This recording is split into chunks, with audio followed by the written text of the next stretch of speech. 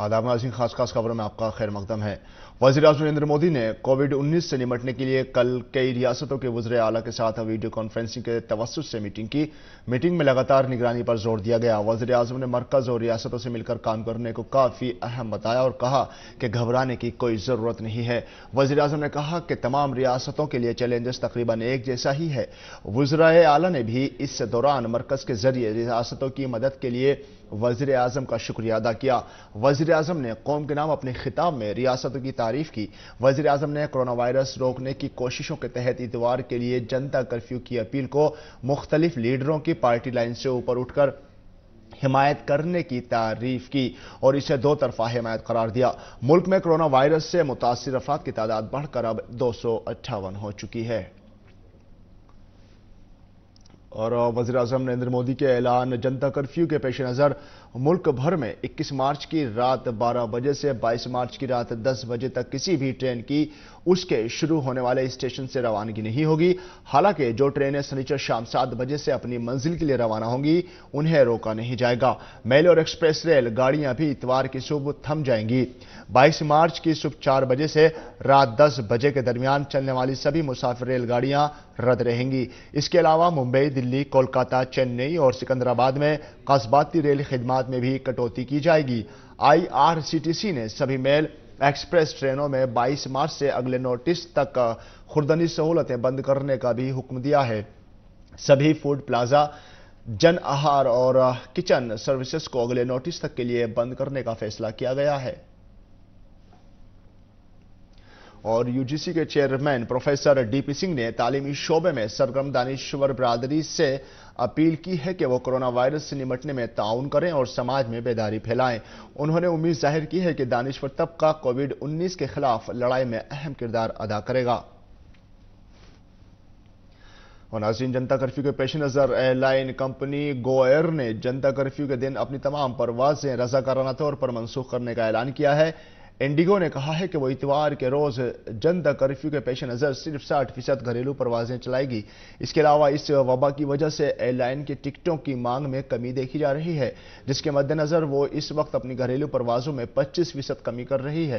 Taxi खिदमात मुहैया कराने वाली कंपनियां ओला और उबर ने कोरोना वायरस के पेश नज़र अपनी मुश्तरका ट्रेवल सर्विसेज ओला शेयर और उबर पूल को आर्जी तौर पर बंद कर दिया है। दोनों कंपनियों की मुश्तरका सफरी खिदमात का इस्तेमाल करते हुए एक ही रास्ते पर सफर करने वाले बहुत सारे मुसाफिर एक साथ सफर कर सकते हैं। और राजस्थान के भीलवाड़ा जिले में एक प्राइवेट अस्पताल में 6 अफराद में कोरोना वायरस पाए जाने की तस्दीक की गई है, जिनमें 3 डॉक्टर और 3 कंपाउंडर शामिल हैं।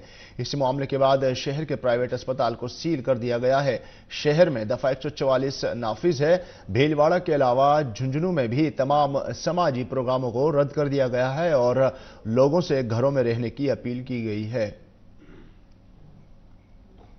मरकजी वजीर रामविलास पासवान ने कोरोना वायरस की वजह से मास्क और हैंड सैनिटाइजर्स की कीमतों में बेतहाशा इजाफे के बाद उनकी कीमतें मुकर्रर कर दी हैं। मरकजी वजीर ने ट्वीट करते हुए कहा कि कोविड-19 के फैलाव के बाद बाजार में मुख्तलिफ नौइयत के फेस मास्क, उसे तैयार करने में इस्तेमाल किए जाने वाले सामान और हैंड सैनिटाइजर्स की कीमतों में बेतहाशा इजाफा देखा गया है।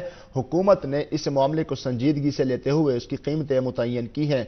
लाजमी अशिया एक्ट के तहत 2 और 3 प्लाई मास्क में इस्तेमाल होने वाले फैब्रिक की कीमत वही रहेगी जो 12 फरवरी 2020 को थी। 2 प्लाई मास्क खुर्दा कीमत 8 रुपए और 3 प्लाई मास्क की कीमत 10 रुपए से ज्यादा नहीं होगी।